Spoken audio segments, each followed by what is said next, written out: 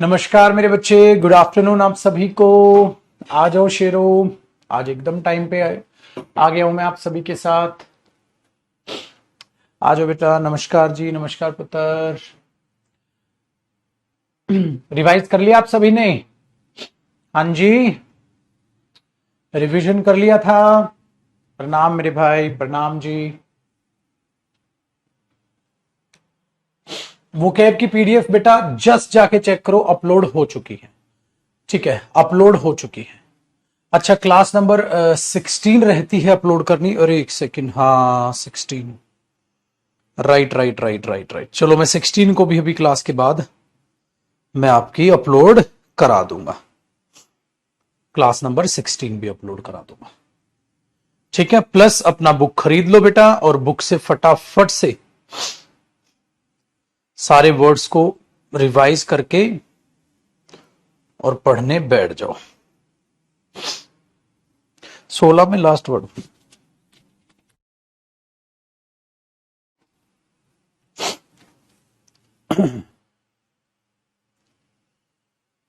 चलो मैं 16 भी अपलोड करा देता हूं। तो 16 तक पीडीएफ आज आपके पास अपलोड हो जाएंगी। बट मेरे बच्चे, ये जो मेहनत है, ये मेहनत यूं ही बरकरार रहे। ठीक है, बुक कहां से मिलेगी बेटा? ऑनलाइन मिल जाएगी, आप खरीद लो। और खरीद के रखनी नहीं है मेरे दोस्त, मेहनत करनी। आओ चुटकू मियां, करते हैं मेरे बच्चे आगे की बातें। और हमने प्रोनाउन टॉपिक में, ठीक है, चीजें पढ़नी स्टार्ट कर रखी थी। लास्ट जो हमने स्टार्ट किया था बेटा, वो रिफ्लेक्सिव प्रोनाउन स्टार्ट किया था। रिफ्लेक्सिव प्रोनाउन के बारे में चीजों को जान लेते हैं बेटा, पढ़ लेते हैं। तो हमने देखा था रिफ्लेक्सिव प्रोनाउन। रिफ्लेक्सिव प्रोनाउन को हमने यहां देखा कल बेटा, कि रिफ्लेक्सिव प्रोनाउन हमारे रिफ्लेक्शन को दिखाता है। ठीक है बेटा, रिफ्लेक्सिव प्रोनाउन हमारे रिफ्लेक्शन को दिखाता है, जिसमें आप उसको ऐसे यूज करते हो। फिर मैंने बोला मेरे बच्चे रटना मत, चीजों को ध्यान से सीखना। रिफ्लेक्सिव प्रोनाउन क्या होता है बेटा? ट्रांजिटिव वर्ब का ऑब्जेक्ट होता है। ट्रांजिटिव वर्ब का ऑब्जेक्ट होता है, उसको हम बोलते हैं रिफ्लेक्सिव प्रोनाउन। तो जो ट्रांजिटिव वर्ब का क्या होता है? ऑब्जेक्ट होता है। तो नाउन या प्रोनाउन वो रिफ्लेक्सिव प्रोनाउन भी हो सकता है। जैसे आप ये बोलते हो, he bought some books, he knows her. फिर हमने क्या देखा? Reflexive pronoun object of the verb बनता है या ट्रांजिटिव वर्ब का ऑब्जेक्ट बनता है। तो he introduce his friend to the class जैसे हुआ, तो he introduce himself to the class, ऐसे बन गया। अब इससे आगे की कहानी मैंने क्या बताई? रिफ्लेक्सिव प्रोनाउन मेरे बच्चे वो बन जाता है ऑब्जेक्ट, ठीक है, ऑफ द प्रेपोजिशन। इसका मतलब या तो वो प्रेपोजिशन का ऑब्जेक्ट होगा बेटा, या फिर अपने आप में वो वर्ब का ऑब्जेक्ट बनेगा। ठीक है, चलो अब अगले कॉन्सेप्ट के बेटा यहां पर हम चर्चा कर लेते हैं। अगले कॉन्सेप्ट की हम चर्चा कर लेते हैं।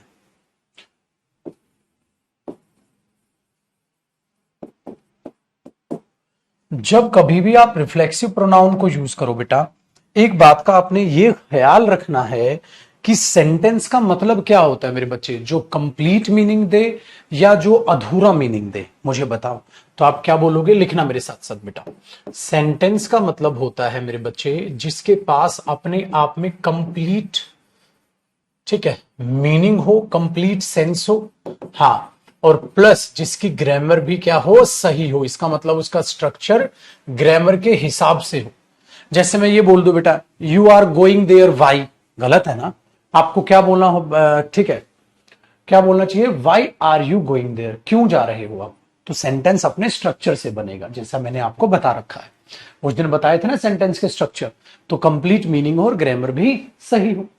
अब सर ये रिफ्लेक्सिव प्रोनाउन से कैसे यूज करेगा? एक बात बताओ बेटा, अगर वो वर्ब ट्रांजिटिव वर्ब है, याद आया, और आप उसका ऑब्जेक्ट गायब कर दोगे सेंटेंस में, तो क्या हो जाएगा? ठीक है, क्या हो जाएगा? वो सेंटेंस क्या हो जाएगा बेटा? गलत हो जाएगा। आप उसका ऑब्जेक्ट ही गायब कर दोगे तो वो सेंटेंस क्या हो जाएगा? गलत हो जाएगा। आइए लिखो बेटा, आपने क्या लिखा? Transitive verb. हाँ, तो आज आपका पक्का हो जाएगा बेटा ट्रांजिटिव वर्ब कैसे पहचाने, वो भी आज आपको मस्त समझ आ जाएगा बेटा। ट्रांजिटिव वर्ब, हाँ, तो आप क्या बोलोगे? ट्रांजिटिव वर्ब क्या होता है? Needs an object. Transitive verb को किसकी जरूरत होती है बेटा? ऑब्जेक्ट की। ट्रांजिटिव वर्ब को किसकी जरूरत होती है? ऑब्जेक्ट की। अच्छा, ऑब्जेक्ट कौन हो सकता है? ऑब्जेक्ट कौन हो सकता है? ऑब्जेक्ट आपने सीखा था मेरे बच्चे, नाउन हो सकता है या प्रोनाउन हो सकता है कि नहीं?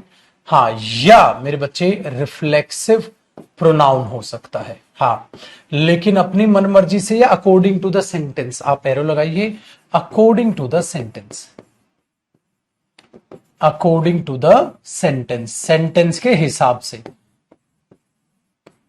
चलो मैं आपको एक बार लिख के दिखाता हूं कैसे एग्जामिनर इनकी गलती देगा आपको, कैसे एग्जामिनर आपसे गलती कराएगा। तो क्या बोला बेटा, अब कई बच्चे जिनको ट्रांजिटिव छाटने में भी दिक्कत है ना वर्ब को, वो तुरंत से उस वर्ब को छाटना सीख जाएंगे। देखो मेरे बच्चे, अगर मैं बोल दूं ही एट यस्टरडे,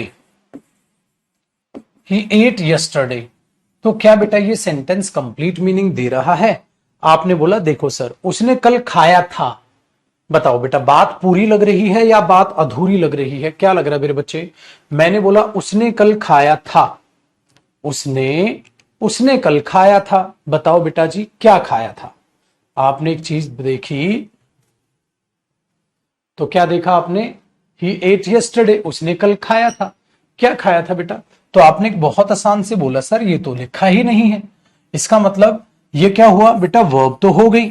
हाँ, ये क्या है? एडवर्ब। कब खाया था? कल खाया था। लेकिन बेटा क्या खाया था? वो तो यहां सेंस ही नहीं है, तो सेंटेंस अधूरा मीनिंग है। वेरी गुड, आपने बोला सर इनकम्प्लीट, इनकम्प्लीट मीनिंग। तो बेटा आने वाले सेंटेंस का मीनिंग क्या हुआ? इनकम्प्लीट हुआ। अगर इनकम्प्लीट हुआ तो ये क्या हुआ? गलत हुआ। सेंटेंस क्या हुआ? गलत हुआ। Very good. अगर ये गलत है तो मेरे बच्चे क्या तुम इसको ये लिख सकते हो, ही एट हिमसेल्फ यस्टरडे?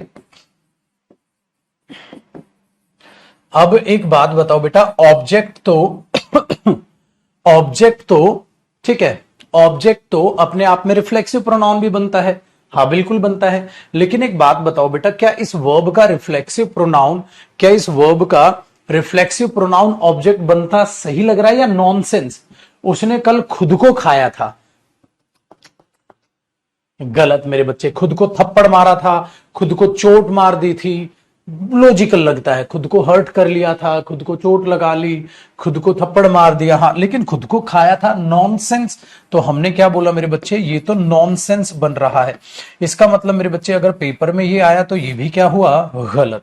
अगर मैं एक सेंटेंस आपको लिख दूं मेरे बच्चे, अगर मैं यहां कह दूं ही एट, हाँ, ही एट एप्पल्स यस्टरडे या ही एट 2 एप्पल्स यस्टरडे, उसने कल 2 एप्पल खाए थे। तो बेटा अब ये सेंटेंस सही हुआ या गलत? आप बोलोगे हाँ सर ये सेंटेंस अपने आप में हमें सही विचार दे रहा है, तो ये क्या हुआ बेटा? सही हो गया। आप इस सेंटेंस को कहोगे सर एकदम बिंदास है, सही है। सो क्या सीखा बेटा यहाँ पे ये सीखा कि जब ट्रांजिटिव वर्ब आपके पास आएगी एग्जाम में तो कैसे पहचानोगे बेटा? मीनिंग निकाल लो। अगर वो मीनिंग अधूरा आ रहा है तो उसका ऑब्जेक्ट जरूरत पड़ रही है, तो ये बोलो बेटा। खुद को बाइट कर लिया, खुद को थप्पड़ मार लिया, खुद को चोट पहुंचा ली, ये तो सेंटेंसेस सही है।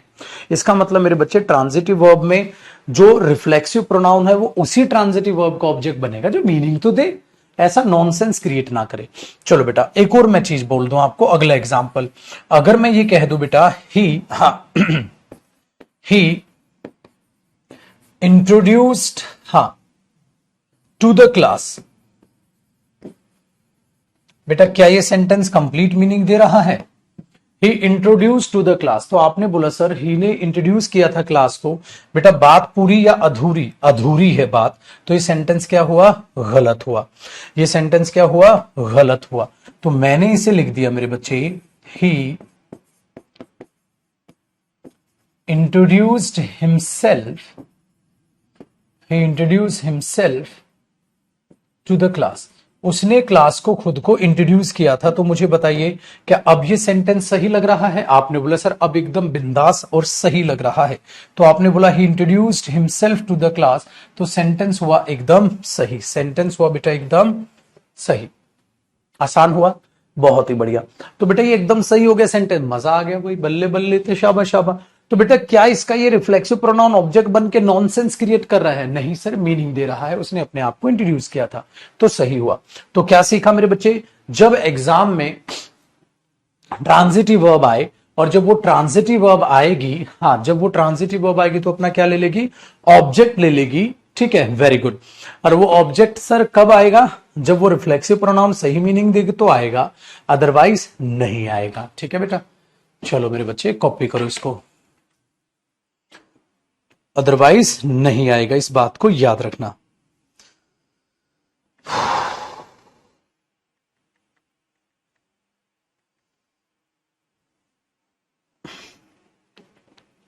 डू डू बडू बडू डू बडू बडू।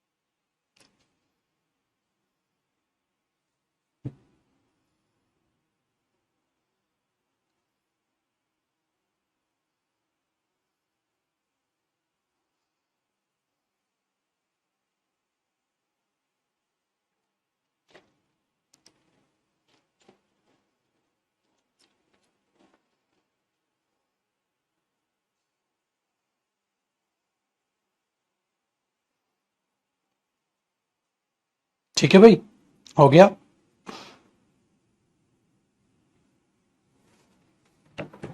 चलो बेटा, तो इन बातों का बस आपको ध्यान रखना है कि कहां वो सही लग रहा है, कहां वो गलत लग रहा। चलिए भाई, तो आपने क्या सीखा कि सेंटेंस कंप्लीट सेंस दे, अगर नहीं दे रहा तो आप उसको चेक करिए, आ रहा है तो ठीक है, अदरवाइज नहीं है। ठीक, आगे देखो बेटा, एक बात क्या ध्यान रखनी है बेटा, जिस वर्ब का ऑब्जेक्ट आ ही नहीं सकता, ठीक है, उसका लगाने की कोशिश ना करें। मैंने बोला ना, जिसका वो ऑब्जेक्ट ही नहीं या आ ही नहीं सकता, उन चीजों को लगाने की वहां जबरदस्ती बिल्कुल भी कोशिश मत करना कि जो चीज रिफ्लेक्सिव प्रोनाउन में हो ही नहीं सकती आप उसका ऑब्जेक्ट बनाने की उसे कोशिश करें। जैसे उसने खुद को नहला दिया उसने खुद को तोड़ दिया, उसने खुद को मोड़ दिया, खुद को सुला दिया, इलॉजिकल नहीं हो जाएगा बेटा। आप खुद को देखो, उसने नहला दिया खुद को, अरे वो नहा लिया। सो किसी भी ऐसी वर्ब का उसे ऑब्जेक्ट बनाने की कोशिश ना करें मेरे बच्चे, जो ऑब्जेक्ट बन ही नहीं सकती। ठीक है, उसने खुद को दौड़ा दिया, अरे यार वो दौड़ गया, खुद को दौड़ा दिया क्या होता है, तो क्या हो जाएगी वो सेंस एकदम इलॉजिकल हो जाएगी। तो कोई भी ऐसी वर्ब के साथ आप जब रिफ्लेक्सिव प्रोनाउन बोलेंगे बेटा जो नॉनसेंस है, तो वो चीज पेपर में आप क्या कर दोगे, कट कर दोगे, इलॉजिकल हो जाएगा। ठीक है, ये चीज याद रखिएगा। अब देखो बेटा अगला कॉन्सेप्ट, एक बात बहुत अच्छे तरीके से याद रखिएगा मेरे बच्चे, जब हम वर्ब यूज करते हैं और उस वर्ब के बाद क्या यूज करते हैं बेटा, रिफ्लेक्सिव प्रोनाउन यूज करते हैं। जब हम वर्ब यूज करते हैं और उसके बाद रिफ्लेक्सिव प्रोनाउन यूज करते हैं, है ना, हाँ, तो आपने ध्यान क्या रखना है, ध्यान क्या रखना है कि इसका मीनिंग, ठीक है, मीनिंग। सो आप लिखोगे ट्राई टू अंडरस्टैंड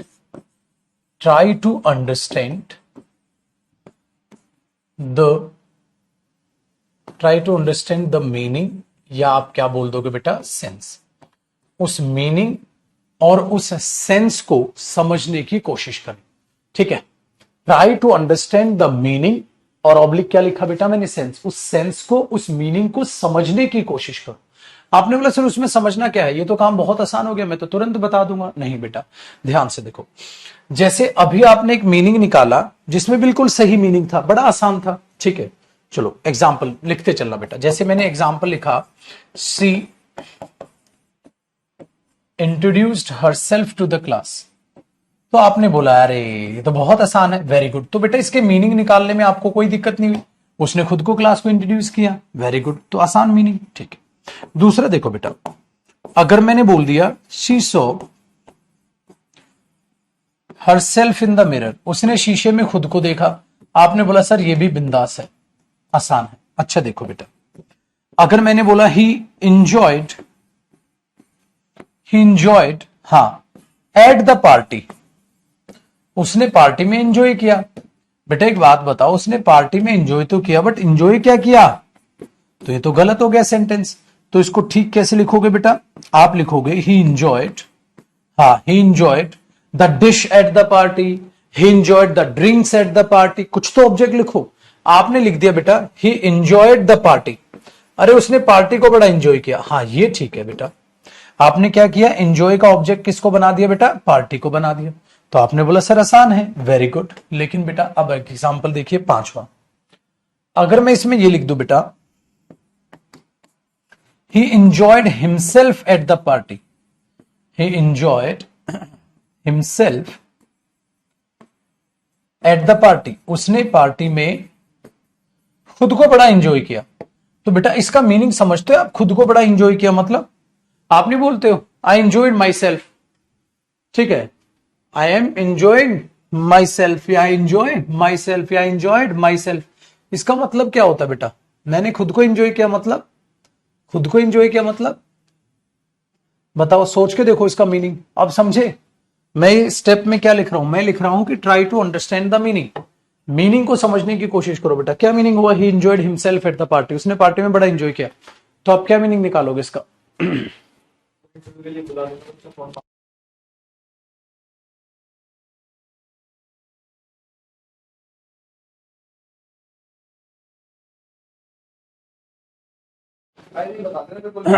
ठीक है ठीक है, बताओ क्या मतलब हुआ।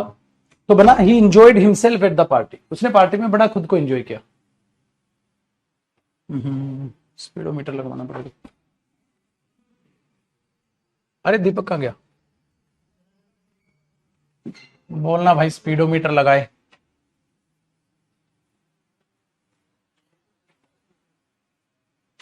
स्पीडोमीटर लगाता ना, क्या नहीं करना। चलो बेटा, हाँ हो गया, खुद को एंजॉय करना। अब पता है खुद को एंजॉय करने का मतलब क्या होता है, भाई आपने पार्टी में डिश एंजॉय की, पार्टी एंजॉय की, अगर आप लिख रहे हो ही enjoyed himself at the party, ठीक है, तो खुद को एंजॉय किया। खुद को एंजॉय करने का मतलब क्या होता है, अपनी कंपनी, अरे वेरी गुड, बहुत बढ़िया बेटा, अपनी कंपनी एंजॉय करना। या टेक्निकली इसका मतलब पता है क्या होता है बेटा, हाँ, टेक्निकली मतलब निकलता है मेरे दोस्त कि आप किसी पार्टी में गए, आप पार्टी में, ध्यान से सुनना बेटा, कॉपी नहीं करना है, आप पार्टी में शाम को 8 बजे पहुंचे, अब बेटा रात के, हाँ, 11:30 हो गए, और आपने एक बात बोली, यार 11:30 हो गए, हाँ यार पता ही नहीं चला। ये जो शब्द होता है ना बेटा, ये होती है चीज, आपने उस चीज को बड़ा एंजॉय किया, आई enjoyed my self eight the party, मतलब समय का ही पता नहीं चला यार, कब 8 से 11:30 हो गए। ठीक है, वो तो तब जब घर लेट गए, जब पापा ने 2-4 थप्पड़ मारे तब पता तुम्हें चला। तो पापा को आपने बोला पापा I enjoyed my self there, तो मैंने तो वहां तो बहुत एंजॉय किया, टाइम का ही नहीं पता चला। इसका ये मीनिंग होता है बेटा। इसका मतलब क्या सीखना है आपने, मेरे बच्चे यहां एंजॉय अलग टाइप का मीनिंग दे रहा था, पार्टी एंजॉय की, खाना एंजॉय किया, डिश एंजॉय की, लेकिन आप ये बोल रहे हो मेरे बच्चे खुद को एंजॉय किया, उसका मीनिंग देख रहे हो कैसे रिलेट करना है आपने, तो रिलेट करना है आपने। तो आपने क्या करना है, यहां ये देखना, try to understand the meaning और सेंस, आपने उसका मीनिंग और सेंस समझना है मेरे बच्चे, उसका वहां की मीनिंग क्या निकलता है। चलो आगे 6th वाली वर्ब समझाता हूं, मेरे 6th एग्जाम्पल लिखना बेटा, ठीक है, क्या अगले पेज पे लिख दो, छठा हो गया ना कॉपी, छठा एग्जाम्पल देखो बेटा, इसमें मैंने एक मतलब लिखा, ही, हाँ, प्रोस्ट्रेटेड, he prostrated himself, he prostrated himself, हाँ, before his master, अब मेरे बच्चे आपको इसका मीनिंग समझाऊंगा मैं, है ना, इसका मीनिंग समझाऊंगा और मेरा बच्चा आज एक नई वोकैब मेरे साथ करेगा। चलो वोकैब याद करोगे, मांगता है। चलो, प्रोस्ट्रेट करने का मतलब क्या होता है? देखो बेटा, प्रोस्ट्रेट मतलब होता है पेट के बल लेट जाना। अगर मैं योगा आपको करा रहा हूं तो मैं बोलूंगा प्रोस्ट्रेट योरसेल्फ, मतलब खुद को पेट के बल लेटा दो, ये होता है। लेकिन मेरे बच्चे जब यहां इसका मीनिंग देखोगे तो प्रोस्ट्रेट का एक मीनिंग हो पेट के बल लेटाना, दूसरा मीनिंग इसका होता है जब आप किसी मास्टर, किसी टीचर, अपने माता पिता, भगवान के सामने जब हम पेट के बल लेट के जो नमन करते हैं, दंडवत प्रणाम जिसे बोलते हैं मेरे बच्चे, उसका भी मतलब होता है प्रोस्ट्रेट। तो अपने आप को समर्पित करके दिखाने के लिए प्रोस्ट्रेट होता है। सो आप मंदिर में गए या आपने अब मास्टर के सामने आप गए, आपने बोला I prostrate myself before you, तो आपने बोला प्रभु I prostrate myself before you, मैं आपके सामने खुद को प्रोस्ट्रेट करता हूं, समर्पित करता हूं। तो ये टाइप का यहां मीनिंग निकलेगा बेटा इसका। तो इसके बाद जब ये रिफ्लेक्सिव आता है तो ये मीनिंग देती है, समझे बेटा। इसलिए क्या करना है, हर बात का आपको मतलब पता हो, तो इसकी स्पेलिंग भी याद रखना, ये भी रखना। सो बेटा इसको हम क्या बोलते हैं, प्रोस्ट्रेट करना। तो आपने बोला हां सर, हमारे पास तो ये वर्ब बहुत ही आसान तरीके से याद हो गई। ठीक है बेटा, बताइए कोई डाउट यहां तक?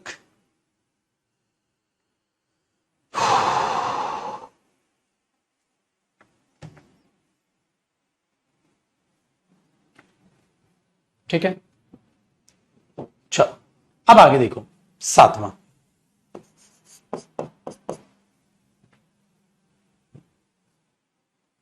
ठीक है, ध्यान से देखना बेटा।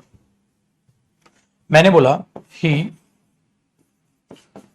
ऑलवेज ट्राइज, मैंने बोल दिया ही always tries ingratiate himself before the teachers.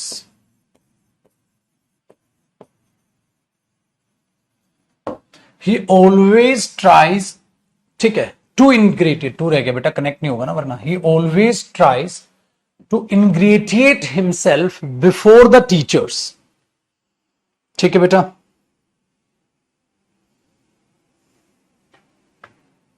Done है, very good.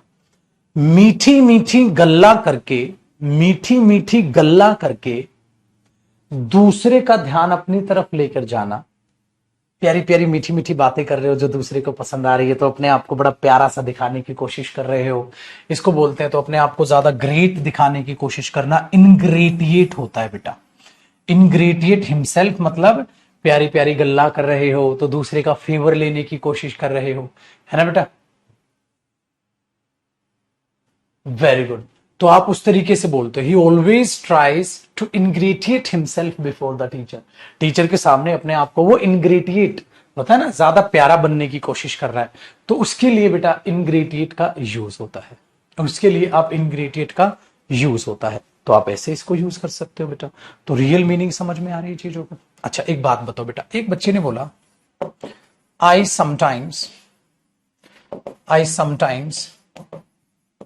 Talk to my self, या आई समटाइम्स टॉक टू मी।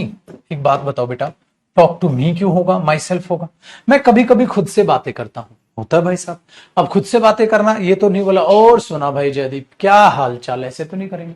खुद से बातें मतलब क्या मतलब होता है बेटा इसका, अकेले में बैठ के खुद के बारे में सोचना, ठीक है, खुद ही गुनगुना रहे हो, उस चीजों को आप इससे रिलेट करते हो। तो आपने क्या बोला, I sometimes talk to my self.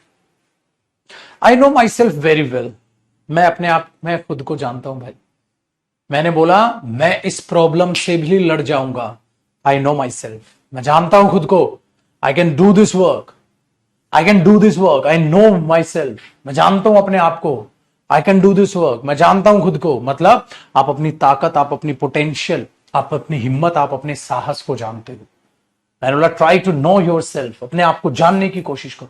You should try to know your self. क्या मीनिंग हुआ मेरे बच्चे? अगर मैं ये कहता हूं उत्तर, यू शुड ट्राई,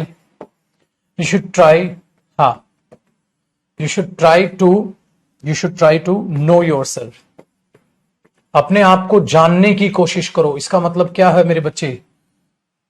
अपने आप को जानो, अपनी पोटेंशियल समझो मेरे बच्चे, अपनी पोटेंशियल समझो। So you should try to know your self, आपको अपने आप को जानने की कोशिश करनी चाहिए। सो बेटा इस तरीके से आपने क्या करना है, आपने इस चीज को ऐसे समझना है। आसान हो गया, बहुत ही बढ़िया। डन है बेटा? नहीं क्यों नहीं आया वहां? चलो अभी थोड़ी देर में समझाता हूं इसको, अगली बात। क्लियर हुआ पुत्र? तो आपको क्या करना है, try to understand the meaning. तो बहुत सारी वर्ब मैं आपको असाइनमेंट में भी दूंगा, तो आप ऑटोमेटिकली उसे पहचानोगे। ठीक है, एक बच्चा इंग्रेडिएंट लिख रहा है और उसकी स्पेलिंग गलत लिख रहा है, फंसेगा बेटा, फंसेगा। कर रहा है ना गड़बड़, इसलिए मैं कहता हूं हमेशा स्पेलिंग टाइप किया करो। और ये वही बच्चे हैं जो एक दो वोकैब नहीं लेता ना, फेल हो गए बेटा। 30% वोकैब आएगी पेपर में, 30%, 25 से 30% वोकैब, 25 से 30% के करीब आपका आएगा कॉम्प्रिहेंशन, और 50% आएगी आपकी ग्रामर। इसलिए जो ज्यादा 30 मार्क बनने की तुम कोशिश कर रहे हो ना, ये सारा का सारा हेकड़ी एग्जाम में निकलेगी। जो कम ध्यान जा रहा है ना तुम्हारा वोकैब पे, ये सारी की सारी हेकड़ी निकलेगी एग्जाम में। जब देखोगे ना वोकैब से भरा हुआ पेपर, तब आप बोलोगे जयदीप सर ठीक कह रहे थे। ठीक है, आ जाओ बेटा।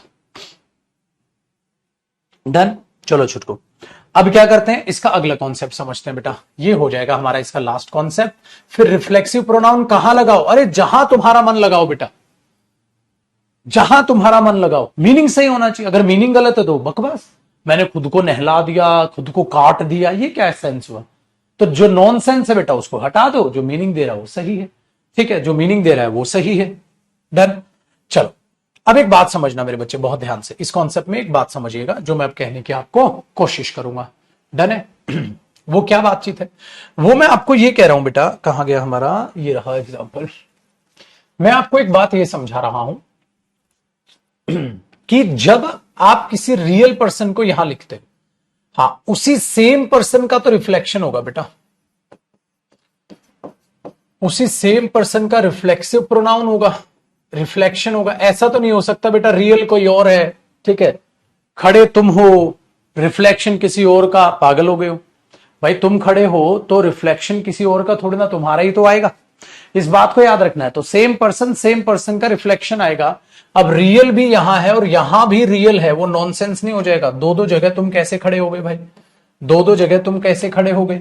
जैसे एक बात को समझना बेटा, मैंने बोल दिया एक example, I will pay for me, I will pay for me, ठीक है, या चलो ऐसे कर लेते हैं, I will pay for him, भाई मैं उसके लिए पे करूंगा। या I will pay for himself, मैं उसके लिए पे करूंगा। क्या आएगा, I will pay for him या I will pay for himself? एक बात बताओ मेरे बच्चे, जब आप यहां आई बोल रहे हैं तो रियल ये हुआ मेरे बच्चे। अब रिफ्लेक्शन ही का कैसे आ जाएगा भाई? तो यहां रियल ही लिखो ही, ये कोई और है, तो आई विल पे फॉर हिम, मैं उसके लिए पे करूंगा। हिमसेल्फ कैसे आ जाएगा रिफ्लेक्शन? गलत हो गया। ठीक है, आगे सुनो बेटा। फिर मैंने बोला आई will pay for my self या आई विल पे फॉर मी। अब क्या आएगा मेरे बच्चे? आपने देखा यहां भी रियल है जो आई है, वेरी गुड। अब बेटा उसका रियल आ जाएगा? अरे नहीं, उसका तो रिफ्लेक्शन आएगा। दो दो जगह रियल कैसे हो जाएगा भाई? आई विल पे फॉर मी, कल को तो तू मी को भी थप्पड़ मार देगा। I know me, I know my self, I know me कैसे हो जाएगा? ये ध्यान रखिएगा। चलो बेटा एक बात बताओ, मैंने अब तीसरा एग्जाम्पल लिखा। मैंने कहा मेरे बच्चे आई वॉन्ट टू पे फॉर मी या आई want to pay for my self. क्या करोगे बेटा? अब फिर से पंगा भाई, बेटा पे कौन करेगा? आई करेगा, तो आई रियल हो गया। जिसके लिए पे करेगा वो रियल कैसे हो जाएगा? फिर रिफ्लेक्सिव लगाना पड़ेगा। I want to pay for my self, I want to pay for my self. चलिए फोर्थ देखिए। अब बेटा मैं यहां पर ये लिख दूं आई वॉन्ट, हाँ, I want you to pay for me, to pay for मी या to pay for my self. अब सोचो बेटा, आई वॉन्ट यू, अब देखो मैंने बीच में यू टपका दिया। अब बेटा आई वॉन्ट यू टू पे, तो पे कौन करेगा? यू करेगा। तो यू, अरे रिफ्लेक्शन कैसे आ जाएगा बेटा फिर? अब तो आई मैंने सेपरेट कर लिया। आई वॉन्ट यू, मैं चाहता हूं आप मेरे लिए पे करें। ये तो नहीं बोलूंगा आप मेरे खुद के लिए पे, गलत हो जाएगा।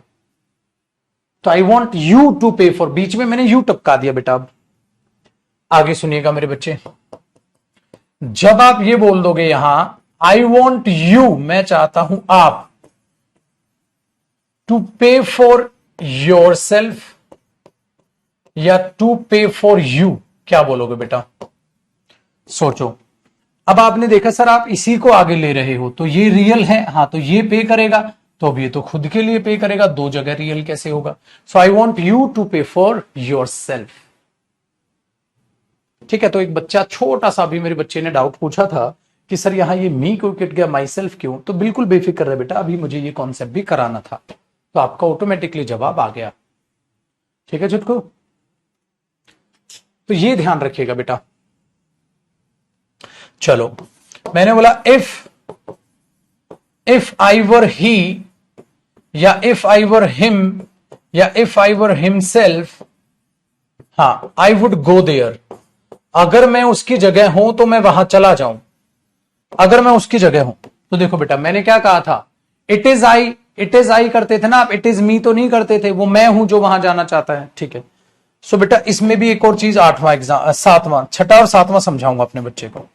आपने बोला इट इज, हाँ it is I, it is me, it is my self. हाँ, हु हेल्प हर या हु हेल्प हर सेल्फ। चलो बेटा देखो मेरे बच्चे, इट इज आई मी या माई सेल्फ, अरे इट इज माई सेल्फ कैसे हो जाएगा? रियल आया नहीं, रियल आया नहीं, रिफ्लेक्शन पहुंच गया। अबे रियल कहां है, रियल तो आई नहीं है। सो इट इज क्या होगा बेटा? I. Who help her, herself कैसे आ जाएगा? रियल आया नहीं, रिफ्लेक्शन पहुंच गया। भूत है क्या? अब ये देखो बेटा, इफ आई वर, अगर मैं अपने आप को सब्जेक्ट मान रहा हूं तो बेटा जैसे ये सब्जेक्ट है तो ये सब्जेक्ट है, तो ये सब्जेक्ट अपने आप को सब्जेक्ट ही मानेगा, तो क्या बोलूंगा मैं? इफ आई वर ही, तो ये गायब, ये गायब। बहुत अच्छे मेरे बच्चे, ठीक है। तो बेटा जब तक कोई रियल ही नहीं आया तो it is I who help हर, वो मैं हूं जो उसकी मदद करता है, तो मैं भी रियल और वो भी रियल। अब रिफ्लेक्शन आ जाए बेटा, ऑब्जेक्टिव केस इस वजह से नहीं आया, पढ़ा रखा, रिफ्लेक्शन आ गया, रियल आया नहीं रिफ्लेक्शन आ गया, पागलपन।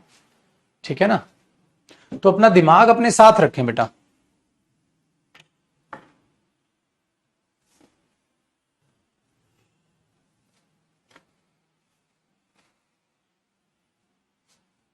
सिंपल सी बात ये है, तो बार बार रिवाइज करते रहो।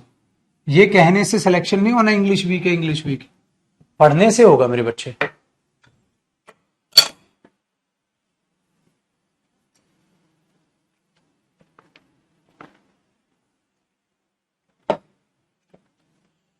लास्ट वैसा कैसे करा, कुछ पुरानी क्लास देख ले बेटा, पहले करा रखा है ये, पुरानी क्लास देख ले। ठीक है,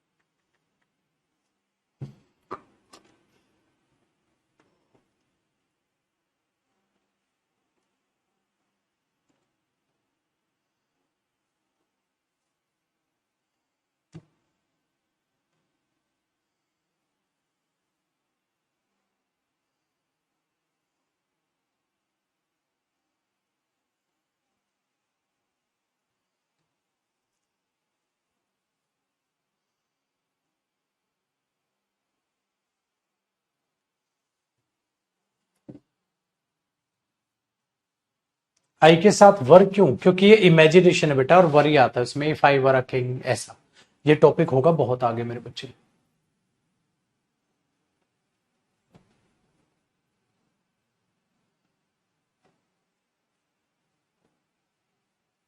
चलो,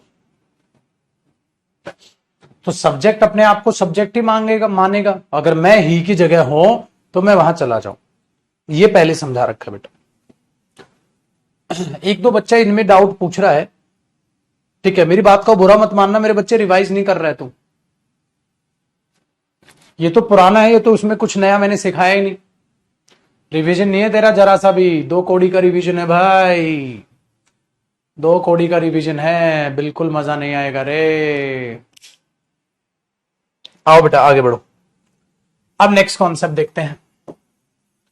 एक चीज को बड़े अच्छे तरीके से याद रखना बेटा, कई बार हम क्या करते हैं, हम एम्फेटिक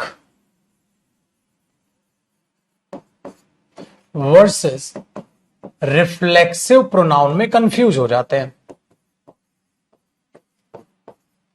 एम्फेटिक और रिफ्लेक्सिव प्रोनाउन में कंफ्यूज हो जाते हैं बेटा, ठीक है। अब देख लो भाई साहब, अगर मैं तुम्हारी कमेंट तुम्हें ही दिखा दूं, 1-2 बच्चा इतना वाहियात और घटिया है, उनको साला कुछ पता ही नहीं बैच में भी क्या चल रहा है। एक सनी करके सर एप्लीकेशन पर वो कैब कब होगा, इनको देखो, इनको कुछ नहीं पता वो कैब क्या चल रही है क्या नहीं चल रही। कितना दुख आता है मुझे देख के कि बच्चा फेल होगा। बट जमाना ऐसा है ना मेरे बच्चे, यहां मीठी बातें करने वाले चलते हैं। सीधे सीधे कोई तुम्हें तुम्हारा आईना दिखा दे, तुम्हारी औकात दिखा दे, वो सुन के तुम राजी नहीं। शर्म कर बे, थोड़ी शर्म कर। जिस बैच की 16 क्लास हो चुकी हो और आज तू ये कमेंट कर रहा। दूसरी बात मेरे बच्चे, बाकी बच्चे भी ध्यान से सुन लें, जो तुम ये छोटे छोटे डाउट पूछ रहे हो ना, तुम्हें क्या लगता है तुम दूध के धुले हो, तुम्हें पहली बार हो रहा है ये ऑफलाइन बैच में भी पढ़ाया है मैंने।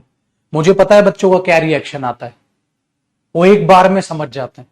तुम्हारे सामने मैं उसको उल्टा 3 बार समझाता हूं। इसलिए ऑफलाइन वाला बैच 5 महीने में और मेरा ऑनलाइन वाला बैच 6-6.5 महीने लेता, उल्टा 1.5 महीना ज्यादा, ताकि आसानी से और समझाओ। और तुम झंडू बाम। सबको नहीं डांट रहा बेटा, सिर्फ उन बच्चों को डांट रहा हूं, सिर्फ उनको आईना दिखाने की मैं कोशिश कर रहा हूं, सिर्फ उनको आईना दिखाने की कोशिश कर रहा हूं। तो बेटा कुछ पेपर नहीं निकलेगा, कुछ नहीं निकलेगा, सिर्फ सिलेबस करके चला जाएगा तो कुछ नहीं उखाड़ सकेगा जिंदगी में। जब एक 2 कौड़ी का प्रोनाउन तेरी समझ में नहीं आ रहा तो लाइफ में क्या उखाड़ लेगा, कुछ भी नहीं। तो सिर्फ ऐसा काम कर पाएगा, तेरे को ये सामान दे रहा हूं, हाँ जाओ उस घर में पहुंचा दे, ठीक है ये लीजिए आपका सामान, बस। इसके अलावा जिंदगी में मुझे ये बता दे तू क्या काम कर लेगा। ये कोई फिल्म नहीं चल रही है कि आगे जाके तू बड़ा बिजनेसमैन बन जाएगा। समझ में आई बात? कभी नहीं बनेगा। मूवी नहीं चल रही है यहां कि रात को गाना गाएगा ठुकरा के मेरे प्यार और गाड़ी से उतर रहेगा। इंस्टाग्राम की रील नहीं है। तो मेरे सस्ते टिकटॉकर बात को समझ ले, यहां पढ़ के पास होगा। ये 2 कौड़ी के क्वेश्चन समझ नहीं आ रहे, यहां से मैं तेरा ये अंदाजा लगा रहा हूं कि तू मैथ क्या समझ लेगा बे। मैथ्स तो बाप है इंग्लिश का, मैथ्स क्या उखाड़ लेगा तू। मैथ्स में तो भाई साहब बादशाह है टॉपिक। वहां तो फिर तो तू यूं ही देखेगा, क्या हो गया, ये कैसे आ गए हैं, ये कैसे आ गया। अब 1 क्लास पहले ये करा, आज तू ये भूले बैठा, तेरे को यही नहीं पता कहां पे क्या चल रहा है। और जो बच्चे डेली रिवीजन कर रहे हैं उनको तो भाई साहब क्या कहने मेरे बच्चे, यूं ही सीरियस रहो। मैं कसम खा के कह रहा हूं, आप जबरदस्त लेवल पे क्वेश्चन पेपर करोगे, जबरदस्त लेवल पे आप एग्जाम निकालोगे, ठीक है। ये चीज याद रखना, जबरदस्त लेवल पे आप एग्जाम निकालोगे, है ना। तो इस बात को अपने दिमाग में बैठा। और ये मैं पता है क्यों डांट, मेरे बच्चे खाली ऑनलाइन नहीं पढ़ाता ना, मैं ऑफलाइन भी पढ़ा रहा हूं। तो मैं ऑफलाइन में बच्चों का रिएक्शन देख रहा हूं, क्या लेवल चल रहा है उनका। अरे एक एक बात को नॉर्मल एक बार लिखते ही समझ जाते हैं। वो कहता हाँ सर, हाँ समझ गए, आगे बढ़ो सर। तो ये चीज अपने दिमाग में बैठा के चलिए। तो अपने लेवल को, अपने स्टैंडर्ड को पहचानो। नहीं है तो उसे उठाओ। 1 बार में नहीं, 2 बार में नहीं, 3 बार में समझ आएगा, लेकिन समझ आएगा। लेकिन अगर ऐसे हार मान ली, सर ये समझा दो, सर ये समझा दो, अरे सर तो समझा देंगे बेटा, बट कितनी बार। क्वेश्चन को करते टाइम मैं 2-3 बार तो ऐसे ही समझा देता हूं। कितनी बार, कितनी बार। उससे क्या होगा, तो वीक है इंग्लिश, हां और वीक करता चला जाएगा। स्ट्रॉन्ग कैसे बनेगी, क्लास नोट्स को बार बार रिवाइज कर। इसलिए मैं कभी क्लास नोट्स की पीएनजी नहीं देता, मैं कहता हूं हमेशा कॉपी करो। अगर कॉपी करने की भी ताकत नहीं है तो फिर छोड़ दो मेहनत, फिर क्या पेपर निकालेगा जब तू नोट्स तक अपने आप नहीं बनाना चाहता, उसकी भी तुझे पीडीएफ चाहिए। इन टीचर्स ने बिगाड़ दिया बच्चों को। मैथ्स की पीडीएफ चलेगी, रीजनिंग की चलेगी, इवन जीएस की चलेगी, मेरे बच्चे इंग्लिश की पीडीएफ कभी नहीं चलेगी। अपने नोट्स बनाया करो और ध्यान से उन चीजों को रिवाइज किया करो पुत्र, वरना ये मेरी बातें आगे बात में याद आएंगी, ठीक है। और प्लीज, रियल लाइफ अलग है और मेरे बच्चे मूवीज अलग हैं। फिल्मों को और रियल लाइफ को इकट्ठा मत करो। अपना पैशन फॉलो करना चाहिए, ये करना चाहिए, बे क्यों बच्चों का दिमाग खराब कर रहे हो? कोई पैशन फॉलो नहीं करना चाहिए। सबसे पहले अपना जॉब, अपना एक सेफ चीज ले लो। मिडिल क्लास फैमिली के लोग हैं हम, ठीक है। बाप दादाओं की कोठियां नहीं है यहाँ हमारे पास कि पैशन फॉलो करेंगे, हम पैशन फॉलो करेंगे, ठीक है। तो बहुत बहुत ज्यादा स्टूडेंट्स का दिमाग खराब कर दिया बेटा इंस्टाग्राम की खोखली रील्स ने। उससे बाहर आओ, ये हकीकत है बाबू। यहां मेहनत करोगे तो शाम को रोटी मिलेगी, अदरवाइज नहीं मिलेगी, ठीक है, याद रखना बेटा। चलो वापस आते हैं। अब है छुटकू की एम्फेटिक और रिफ्लेक्सिव प्रोनाउन में बेटा डिफरेंस कैसे पहचाने। बहुत आसान है, चलो जी समझते हैं। बेटा मैंने क्या बताया था, एम्फेटिक हमेशा क्या करते हैं, टू एम्फिसाइज, ठीक है। और इनका मेन यूज होता है एक्स्ट्रा यूज, एक्स्ट्रा यूज। आप उसको हटा दो सेंटेंस तब भी सही, लगा दो एम्फिसाइज हो जाएगा, हटा दो सिंपल बात, लगा दो एम्फिसाइज हो जाएगा। आसान हो गया। आपने बोला अरे सर आसान, लेकिन बेटा रिफ्लेक्सिव प्रोनाउन कैसे यूज होता है, एज एन ऑब्जेक्ट।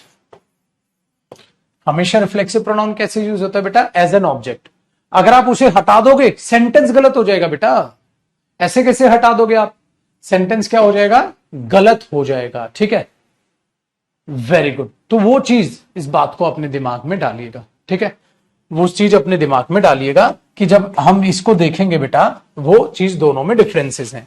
चलो अब अभी अभी जब हमने एक बात ये देखी बेटा, ठीक है, जैसे एक बात मैं समझाता हूं, जो अभी मैंने भाषण दिया ना उसी का एक एग्जाम्पल लिखाता हूं। यू शुड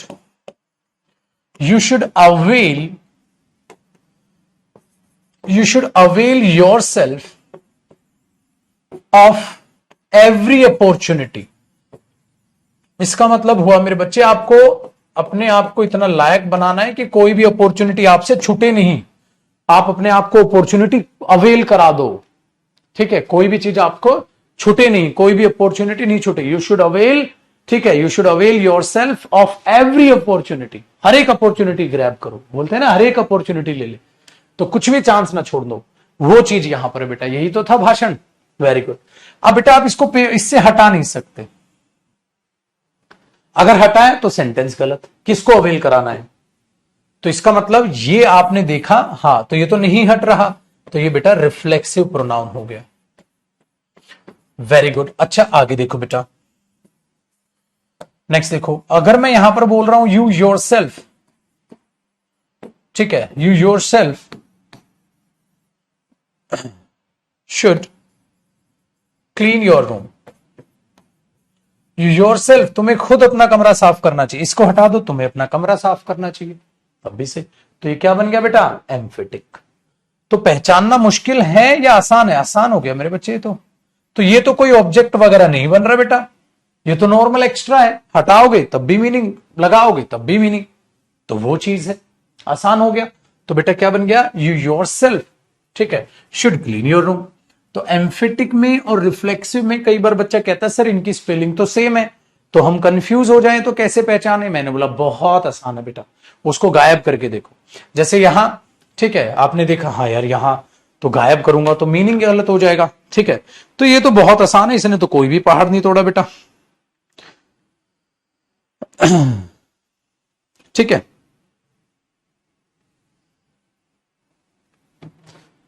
अवेल का मतलब बेटा किसी चीज की एडवांटेज लेना।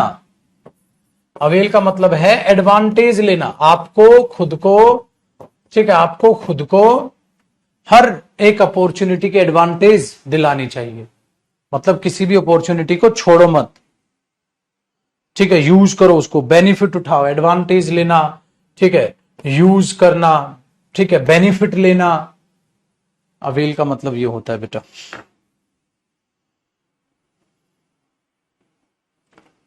पर्पस क्या है, एडवांटेज क्या है?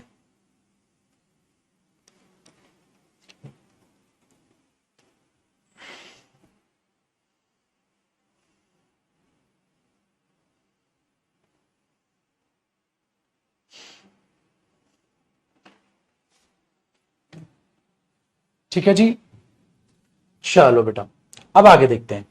तो यहां तक बहुत आसान हो गया। तो एम्फेटिक और रिफ्लेक्सिव का मतलब समझ में आ गया, बिल्कुल आ गया। अब अगले कॉन्सेप्ट की बात करते हैं। मेरे बच्चे एक बात को याद रखिएगा, जब कभी भी आप रिफ्लेक्सिव प्रोनाउन की बात करें, हाँ, ये एज अ सब्जेक्ट बेटा नॉट पॉसिबल। आप इसको एज अ सब्जेक्ट यूज नहीं कर पाओगे, नॉट पॉसिबल। मतलब क्या हुआ, reflexive pronoun as a subject, ना बाबा ना, आप इसको यूज ही नहीं कर सकते। एज अ सब्जेक्ट आप इसको कभी भी यूज नहीं कर पाओगे। तो as a subject reflexive pronoun can not be used. ठीक है बच्चे, ये यूज ही नहीं किया जा सकता reflexive pronoun as a subject. समझे कहानी को कैसे यूज हो रही है? देखिएगा जरा ध्यान से समझिएगा। जैसे बेटा आपने ये बोल दिया हिमसेल्फ, ठीक है, हाँ, himself did that work on time. भाई उसने वो काम समय पर किया था। एक बात बताओ बेटा, रिफ्लेक्शन आ गया, अरे यार ये तो गलत हो गया, ये तो गलत हो गया बेटा। ठीक है, ये तो गलत हो गया। कैसे? अरे रिफ्लेक्शन आ गया। सब्जेक्ट तो करता होता है, तो रियल बंदा ही तो सब्जेक्ट होगा, किसी का रिफ्लेक्शन सब्जेक्ट तो नहीं बनेगा बेटा। हाँ, सब्जेक्ट तो रियल होगा, तो ही लिख दो, या ऐसे लिख दो बेटा, ही हिमसेल्फ, ठीक है, डिड दैट वर्क। तो जब आप यहां ही लिखोगे या ही हिमसेल्फ, तो ये क्या हो जाएगा, एम्फेटिक। अब यहां पे क्या हो जाएगा, एम्फेटिक प्रोनाउन हो जाएगा बेटा, रिफ्लेक्सिव नहीं, क्योंकि ही और हिमसेल्फ अगर आ रहा है तो। ठीक है, करेक्ट, ये हुई ना बात। ध्यान रखो मेरे बच्चे, ऑनलाइन बैच में कितना डांटू तुम्हें, वो डांट लगेगी नहीं। अब ऑफलाइन हो तो डांट भी दूं, मार भी दूं, हाथ भी चला दूं, तो सुधर जाओ। लेकिन ये ऑनलाइन है मेरे बच्चे, इसमें छोटी सी डांट को बड़ी मानो, समझो चीजों को, समझो चीजों को। आसान हो गया भी बात। तो रिफ्लेक्सिव प्रोनाउन में ये भी आपको याद रखना बेटा।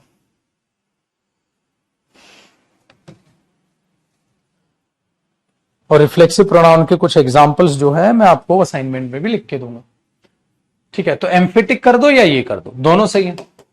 एक छोटी सी बात, और इसका मेरे बच्चे लास्ट कॉन्सेप्ट रिफ्लेक्सिव प्रोनाउन का, वो याद रखिएगा।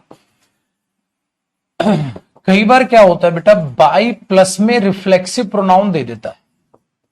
इसका मतलब बाई प्रेपोजिशन के बाद क्या दे देगा, रिफ्लेक्सिव प्रोनाउन दे देगा। Very good. इस बात का मतलब क्या होता है भाई,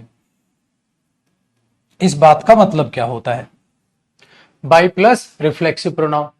ठीक है, तो इस बात का मतलब क्या हुआ बेटा, याद रखिएगा। चलो एक काम करता हूं, पहले एग्जांपल लिखता हूं, क्या पता तुम समझने की कोशिश करो। एक बात बताओ बेटा, अगर मैं ये लिख दूं, ही डिड दैट वर्क, हाँ, he did that work by himself, सोचो किस टाइप का मीनिंग निकल रहा है बेटा। ऐसा नहीं लग रहा है he did that work by himself, जैसे उसने खुद से ही वो काम किया है। He did that work by himself, he did that work by himself, उसने खुद से वो काम किया, खुद से वो काम किया, मतलब अकेले ही वो काम कर डाला मेरे बच्चे। इसीलिए इसका मतलब निकलता है बेटा alone, he did that work alone. तो इसका मीनिंग क्या निकलता है बेटा, अलोन। ठीक है, वेरी गुड। तो क्या करोगे, he is standing there, he is standing there, he is standing there alone by himself, by her self. अरे एक काम करो, ये तो लिख ही लिया, शी का एग्जाम्पल लिख लो, ही का तो एग्जाम्पल आ ही गया। तो she is standing there by her self. ठीक है बेटा, वेरी गुड। तो है I will do it by my self, मैं खुद से ही करूंगा इसके काम को, खुद के द्वारा ही करूंगा, मतलब अकेले ही मैं इस काम को कर लूंगा। वेरी गुड बेटा। करो जी कॉपी। तो ये होता है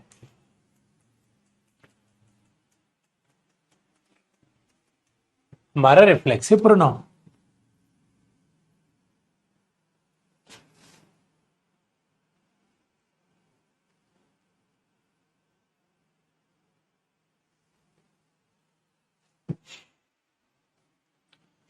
ला ला ला ला। ठीक है, इसका मीनिंग भी आपको दिमाग में रखना है।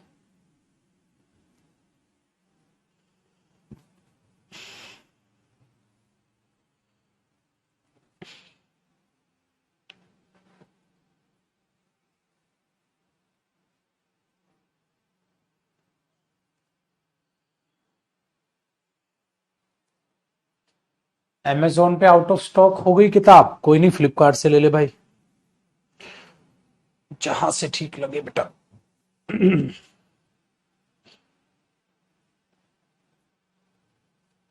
डन है, चलो बेटा ध्यान से देखो। तो ये था मेरे बच्चे रिफ्लेक्सिव प्रोनाउन, जो बड़े ही ध्यान से आपने सीखा। अब रिफ्लेक्सिव प्रोनाउन को अगर मैं देखूं तो ओवरऑल आपने रिफ्लेक्सिव प्रोनाउन से क्या सीखा? सर रिफ्लेक्सिव प्रोनाउन है, ऑब्जेक्ट बनेगा, हाँ तो रिफ्लेक्शन है, हाँ तो जहां मीनिंग सही है आ जाएगा, जहां मीनिंग सही नहीं आएगा, खत्म। जहां मीनिंग सही है, ठीक है, डन है, आ जाएगा, जहां मीनिंग सही है नहीं आएगा तो छोटे रूप में निपटा दो ना बेटा, टेंशन लेने की जरूरत ही नहीं है।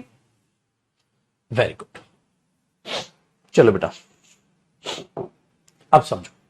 अब अगला कौन सा मैं प्रोनाउन चालू कर रहा हूं बेटा? अगला प्रोनाउन बहुत ही ज्यादा इंपॉर्टेंट है और बेटा मुश्किल है, बहुत ही ज्यादा इंपॉर्टेंट है और मुश्किल है। तो इसमें ये जो लेजा लहजा तुमने बनाया हो ना बच्चों वाला, ओ ले, ये वाला नहीं चलेगा। इसमें तैयार हो जाना, बहुत ध्यान से इस प्रोनाउन को सीखना। ये प्रोनाउन है मेरे बच्चे रिलेटिव प्रोनाउन। ये प्रोनाउन है रिलेटिव प्रोनाउन, बहुत ही गजब का है ये टॉपिक और इंपॉर्टेंट है बेटा, बड़े ध्यान से सीखना। और इसकी हेडिंग में मैं एक बदलाव और करूंगा, थोड़ी देर बाद इधर फिर से कुछ लिखूंगा इसके बारे में, रिलेटिव डैश। क्या आएगा वो बात की बात है, ठीक है, क्या आएगा वो बात की बात है। तो रिलेटिव प्रोनाउन स्लैश रिलेटिव कुछ और भी नाम है, थोड़ी देर में बताऊंगा क्या वो नाम है। अगर हमने इसको पढ़ना है तो पुरानी सारी चीजें कर देते हैं डिलीट, हमें सिर्फ अब इस पेज से मतलब है। क्या है मेरे बच्चे इस कहानी से? रिलेटिव प्रोनाउन में कहानी क्या है जरा ध्यान से सीखें। जब आप रिलेटिव प्रोनाउन की बात करते हैं तो सबसे पहले देखते हैं बेटा ये क्या होता है, इसके फीचर्स क्या होते हैं, और यहां से भी एरर आएगा। फिर मैं एक एक करके रिलेटिव प्रोनाउन आपको पढ़ाऊंगा, हु, होम, दैट, विच, बाद में इनको पढ़ाऊंगा। तो रिलेटिव प्रोनाउन लिख के आप पहला कॉन्सेप्ट लिख लीजिए इसके बारे में। बेटा इसके बारे में कई सारे मैं कम से कम 4-5 कॉन्सेप्ट कराऊंगा, तब जाके आपको रिलेटिव प्रोनाउन, ठीक है, कि सारे फीचर्स समझ आएंगे और यहां से भी पेपर में एरर आएंगे। तो ध्यान से सुनिएगा बेटा इसका, ठीक है, ध्यान से सुनिएगा। जब हम रिलेटिव प्रोनाउन की बात करते हैं तो सबसे पहले हमारे पास क्वेश्चन ये आया, सर आखिरकार ये रिलेटिव प्रोनाउन क्या होता है? आखिरकार ये रिलेटिव प्रोनाउन होता क्या है सर? चलो बेटा इसके लिए आप साथ साथ कॉपी करेंगे और समझने की कोशिश करेंगे कि आखिरकार ये रिलेटिव प्रोनाउन होता क्या है, ठीक है। चलो देखो भी, कई बार क्या एग्जाम्पल करना बेटा कॉपी, और फिर उसी से सारी की सारी जानकारी लेंगे। मेरे बच्चे मैंने बोला आई नो द बॉय, मैं उस लड़के को जानता हूं, हु केम यस्टरडे, जो कल आया था। मैं उस लड़के को जानता हूं जो कल आया था। तो आई know the boy who came yesterday, I know the boy who came yesterday, मैं जानता हूं उस लड़के को जो कल आया था, ठीक है। सोचिएगा बेटा, अब इसमें अगर आप ध्यान से देखोगे तो इसमें कितनी बातें हैं? 2 बातें हैं। कितनी बातें हैं बेटा? 2 बातें। एक तो आई नो द बॉय और दूसरा हु केम यस्टरडे। हाँ चलो इस हु के बारे में जानने की कोशिश करो। बेटा ये आपको हु किसके लिए नजर आ रहा है? आपने बोला सर मुझे ये हु बॉय के लिए आता हुआ नजर आ रहा है। अगर ये हु बॉय के लिए आ रहा है तो मेरे बच्चे मैंने इसे बोल दिया प्रोनाउन। क्यों? क्योंकि अगर नाउन के लिए आ रहा है तो क्या बना बेटा? प्रोनाउन। तो मैंने अच्छा खासा उसे प्रोनाउन बोल दिया, क्या दिक्कत है भाई, ठीक है। आइए आगे, फिर आगे आप देखोगे तो ये क्या है बेटा? वर्ब है। हाँ तो इस वर्ब का हु क्या है? सब्जेक्ट है सर। इस वर्ब का सब्जेक्ट कौन है बेटा? हु इसका सब्जेक्ट। कई बार मैं बच्चों से पूछता हूं बेटा केम का सब्जेक्ट कौन है, तो बच्चे कई बार बॉय कह देते हैं, सर बॉय है। मैंने बोला कैसे? कहता सर हु है, तो हु भी तो बॉय के लिए है। बिल्कुल बेटा, लेकिन कहा तो हु ही जाएगा ना, वो प्रोनाउन ही उसका सब्जेक्ट कहा जाएगा, लड़का थोड़ी ना कहा जाएगा। कैसे? चलो मैं आपको एक एग्जाम्पल से समझाता हूं। रफ है, आपको कॉपी नहीं करना, कॉपी आपको यही करना है। मैंने बोला मेरे बच्चे आई नो द बॉय, कॉपी नहीं करना। हाँ, मैं उस लड़के को जानता हूं, एंड हाँ he is ready to help you, और वो तुम्हारी मदद करने के लिए तैयार है। तो एक बात को सोचिए बेटा, मैंने बोला इस का सब्जेक्ट कौन है, तो आपने बोला सर इसका सब्जेक्ट ही है, और ही किसके लिए आया बेटा? बॉय के लिए। तो आप ये थोड़ा ना बोल दोगे इसका सब्जेक्ट बॉय है। इनडायरेक्टली तो बॉय ही है बेटा, लेकिन कहलाया तो वो प्रोनाउन जाएगा ना बेटा सब्जेक्ट। इनडायरेक्टली तो बॉय ही है, क्योंकि अगर तुम बॉय को इनडायरेक्टली डायरेक्ट बोलोगे बॉय ही है तो ही बुरा मान जाएगा, ही चला जाएगा, कहता बना ले। अब तो गलत हो गया बेटा, अब तो गलत हो गया। तो आई know the boy and is ready, नहीं ही इज रेडी, तो इसका सब्जेक्ट कौन कहलाया जाएगा? ही तो बोला जाएगा। Very good. तो हमने यहां पर क्या लिखा बेटा? तो आई know the boy who came yesterday. ठीक है, तो हु के बारे में जानकारी अगर हम लेते चले जाएंगे तो किसकी डेफिनेशन पे पहुंच जाएंगे? Relative pronoun. अलग ढंग से पढ़ाऊंगा बेटा, ये इतना आसान नहीं है, इसको हमें प्यार से टैकल करना होगा। तो हमने बोला आई know the boy who came yesterday, मैं उस लड़के को जानता हूं जो कल आया था। तो ही क्या है बेटा? ये जो बॉय है उसका जो हु का रिलेशन है क्या है कि सर लड़के के लिए आ रहा है तो प्रोनाउन हुआ, प्लस साथ साथ इसको सर देख रहा है तो ये सब्जेक्ट हो गया। मैंने बोला ओके बेटा। अब एक बात बताओ मेरे बच्चे, अगर आप इस सेंटेंस में देखोगे तो आपको एक बातें नजर आ रही हैं या आपको दो बातें नजर आ रही हैं? आपने बोला सर हमें दो बातें नजर आ रही हैं। मतलब कैसे दो बातें नजर आ रही हैं? सर एक तो लिखा है आई नो द बॉय, हाँ, एक तो लिखा है आई नो द बॉय, मैं उस लड़के को जानता हूं। हु केम यस्टरडे, जो कल आया था। सर ये तो दो बातें लग रही हैं मुझे। Very good. अगर बेटा दो बातें हैं तो दोनों बातों को तो कोई ना कोई तो जोड़ भी रहा होगा। अगर दो बातें आई हैं मेरे बच्चे, हाँ, तो कोई ना कोई तो उस बातों को जोड़ रहा होगा। बेटा आपको क्या लग रहा है इन दोनों बातों को कौन जोड़ता हुआ नजर आ रहा है? तो आपने बोला सर ये तो हु इन दोनों बातों को जोड़ते हुए नजर आ रहा है। Very good. तो आप एक बात सोचो बेटा, अगर मैं ये हु गायब कर दूं तो अब सेंटेंस अधूरा लगे। I know the boy came yesterday, गलत। I know the boy who came yesterday. इसका मतलब हमने बोला सर ये तो दोनों बातों को कौन जोड़ता हुआ, कौन कनेक्ट करता हुआ नजर आ रहा है? हु। और जो दो बातों को जोड़े उसे क्या कहते हैं? कंजंक्शन। आपने बोला ओ माय गॉड सर, मैंने बोला क्या हुआ? सर मेरे को आज एक ऐसा बंदा मिला, ऐसा बंदा मिला, हाँ, जो प्रोनाउन भी होता है, हाँ हाँ, और जो कंजंक्शन भी होता है सर। वाओ, इसका मतलब मेरे बच्चे लो चाहे उल्फत हो गया। एक ही बंदा दो काम कर रहा है। कैसे?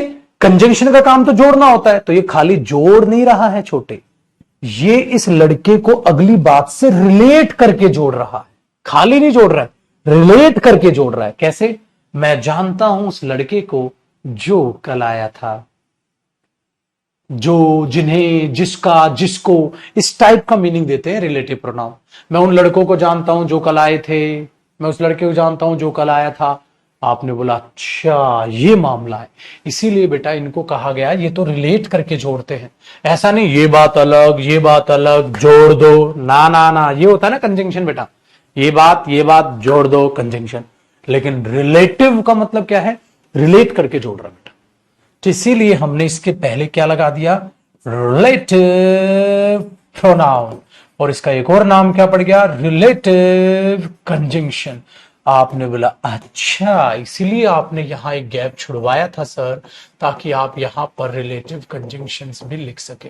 इसका मतलब मेरे बच्चे अब हमारी मेन हेडिंग बनी छुटकू मियां, relative pronouns and relative conjunctions. Pronoun लिखो, प्रोनाउंस लिखो, कोई मतलब नहीं बेटा, दोनों बात बराबर। सो रिलेटिव प्रोनाउन और रिलेटिव कंजंक्शंस हमारी मेन हेडिंग बन गई। ओ, तो बेटा याद रखना, वो प्रोनाउन जो प्रोनाउन के साथ साथ कंजंक्शन का भी काम करते हैं उन्हें रिलेटिव प्रोनाउन कहते हैं। कुछ कुछ डेफिनेशन क्लियर हो रही है, लेकिन छोटे हमें इसे और मजबूत करना होगा। तो हमने बोला ओके सर, हमारी बात समझ में आ गई।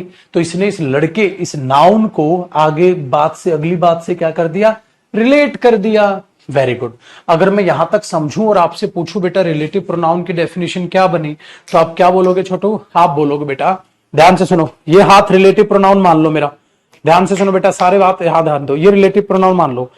रिलेटिव प्रोनाउन, रिलेटिव प्रोनाउन अपने से पहले आए नाउन को अगली बात से, अगली बात से, हां, सब्जेक्ट बनाकर रिलेट करता है। देख रहे हो बेटा, इस लड़के को आगे क्या बना दिया आपने, सब्जेक्ट।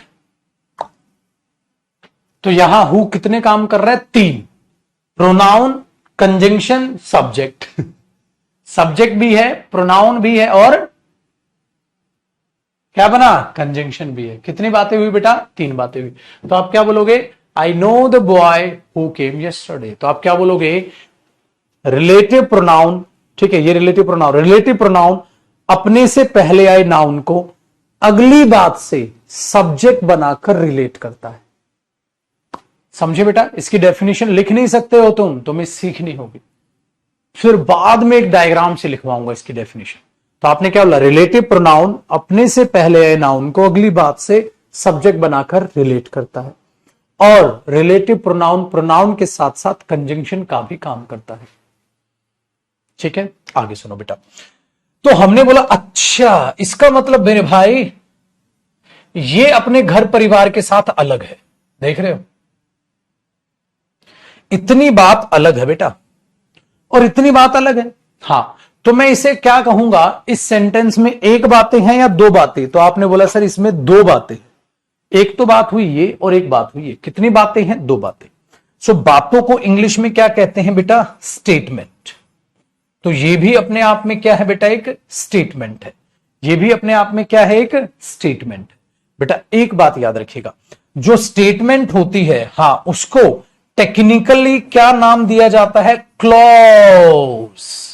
इसका मतलब आपने देसी भाषा में तो स्टेटमेंट बोल दिया, लेकिन ठीक है, हां, लेकिन वेरी गुड, ध्यान से सुनना मेरे बच्चे, जब आप टेक्निकल भाषा में बोलते हो तो स्टेटमेंट का ही नाम क्या होता है, क्लॉज। क्लॉज, ये ध्यान रखिएगा, उस स्टेटमेंट का नाम क्या होता है, क्लॉज। ठीक है, वेरी गुड। तो एक क्लॉज ये है, एक क्लॉज ये है। तो क्लॉज क्या होता है, स्टेटमेंट। स्टेटमेंट क्या होती है, जिसमें सब्जेक्ट भी हो, वर्ब भी हो, सब्जेक्ट भी हो, वर्ब भी हो, 2 बातें। तो बातें की इंग्लिश स्टेटमेंट, और टेक्निकली ग्रामर की भाषा में उस स्टेटमेंट का नाम क्या दिया जाता है, क्लॉज। Very good. अच्छा एक बात बताओ मेरे बच्चे, ये जो क्लॉज है, ये जो स्टेटमेंट है, हां, इसके पप्पा कौन, इसके पप्पा हु। क्यों, क्योंकि हु ने ही उसे बनाया है। Very good. अगर हु ने उसे बनाया है तो हु क्या है मेरे बच्चे, रिलेटिव प्रोनाउन।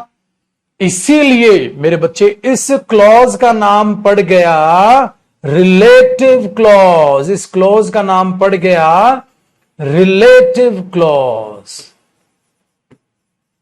क्यों, क्योंकि ये सर हु ने बनाई है, हु रिलेटिव प्रोनाउन है, इसलिए स्टेटमेंट का या इस क्लॉज का नाम पड़ा रिलेटिव क्लॉज। हमने बोला बात समझ में आ रही है हमारी। Very good. इसका मतलब बेटा उस डेफिनेशन को थोड़ा और बढ़ा लो, आ जाओ। रिलेटिव प्रोनाउन अपने से पहले आए नाउन को अगली क्लॉज से सब्जेक्ट बनाकर रिलेट करता है, और रिलेटिव प्रोनाउन प्रोनाउन और कंजंक्शन दोनों का काम करता है, और एक रिलेटिव क्लॉज तैयार करता है। ठीक है, वेरी गुड। अब हमारे पल्ले पड़ रहा है भाई। अब आगे सुनो मेरे बच्चे, मैंने बोला एक बात बताओ तो यादों में do do do do do. देखो बेटा हमने बोला मेरे बच्चे ये अपने आप में नाउन हुआ। हाँ, एक बात बताओ तो ये जो नाउन है, हां, ठीक है बेटा, ये जो नाउन है,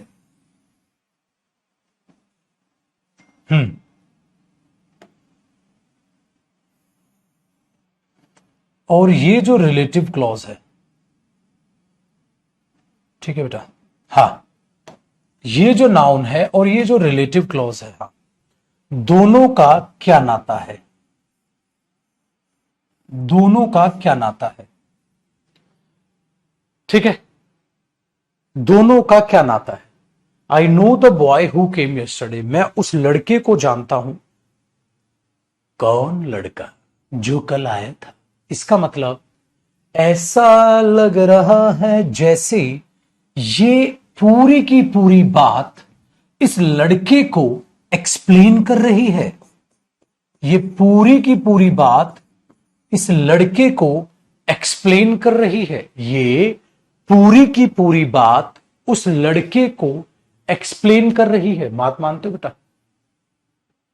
बताओ। Very good. तो ये पूरी की पूरी बात अगर इस लड़के को एक्सप्लेन कर रही है तो आप खुद से दिमाग दौड़ाइए।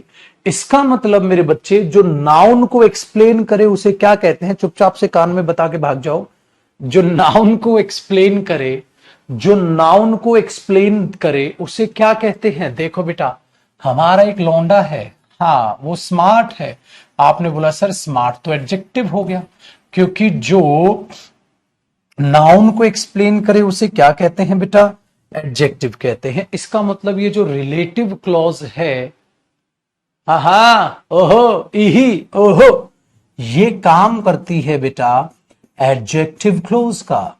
इसका मतलब रिलेटिव क्लॉज हमेशा किसका काम करेगी बेटा? एडजेक्टिव क्लॉज का। एडजेक्टिव का काम करेगी छोटे। ओ, डेफिनिशन तो और बढ़ रही है मित्रों। डेफिनिशन तो और बढ़ रही है भाई, घट नहीं रही। अब फाइनली जाके पहला कॉन्सेप्ट हमारे दिमाग में उतरा है ठाकुर। चलो एक बार दोबारा कोशिश करते हैं बेटा इसकी डेफिनेशन की। क्या करोगे आप? रिलेटिव प्रोनाउन अपने से पहले आए नाउन को अगली क्लॉज से सब्जेक्ट बनाकर रिलेट करता है और रिलेटिव क्लॉज बनाता है। वो रिलेटिव क्लॉज अपने से पहले आए नाउन की एक्सप्लेनेशन होती है, इसलिए उस रिलेटिव क्लॉज को एडजेक्टिव क्लॉज भी कहा जाता है।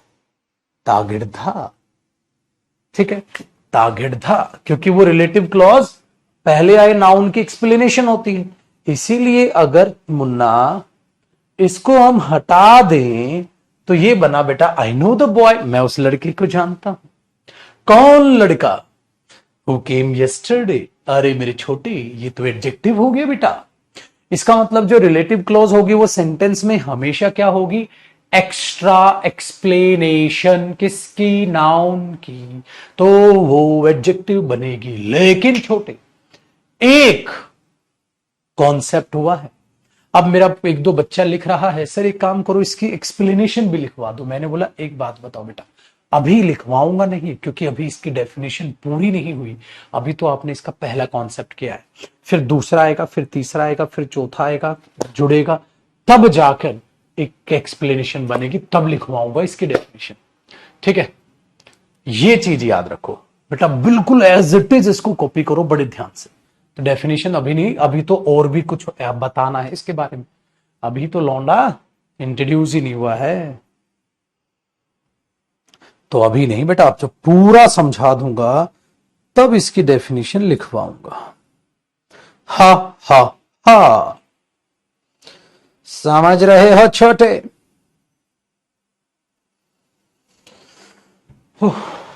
मजा आई गयो? बहुत बढ़िया बेटा, जब जब मेहनत करोगे मजा आएगा। बट बहुत दुख होता है बेटा, हर माँ बाप ये सोचता है ना जैसे उसकी औलाद, ठीक है, कामयाब हो जाए, और चाहे वो निकम्मी क्यों ना हो तब भी यही सोचता है। वही सपना एक टीचर देखता है कि स्टूडेंट कामयाब हो जाए, भले ही वो पढ़ता ना हो। बट मेरे बच्चे, हकीकत तो दोनों को पता है, बिन पढ़े कुछ नहीं होना। इस बात को अपने दिमाग में बैठा के चलो। तो हमारे पास मैटर आज तक का इतना इकट्ठा हो गया बेटा।